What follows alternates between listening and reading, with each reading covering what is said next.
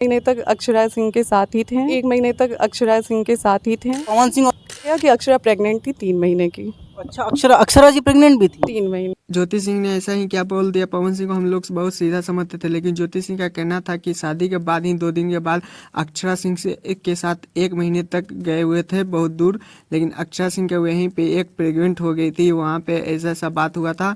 तो इतनी बहुत ज़्यादा भड़की थी। अक्षरा सिंह को भी वीडियो प्राइवेट रूम के लिए वायरल करने के लिए पवन सिंह ने धमकी दिया था कि वीडियो वायरल मत करो, लेकिन अक्षरा सिंह का ये वीडियो आगे जाके देखी, लेकिन ज्योति सिंह ने ऐसा फैन फॉलोइंग के लिए नहीं किया। भाई ये लोग सच ज्योति सिंह बोल रही है, इसका जाके वीडियो पूरा देख ले ज्योति सिंह का क्या कह, लेकिन इससे पहले अक्षरा सिंह का वीडियो देख हैं पवन जी कि उनके वीडियोस कहीं वायरल होते हैं, जैसे उनके पर्सनल वीडियोस, चाहे वो रूम के हों चाहे पता नहीं।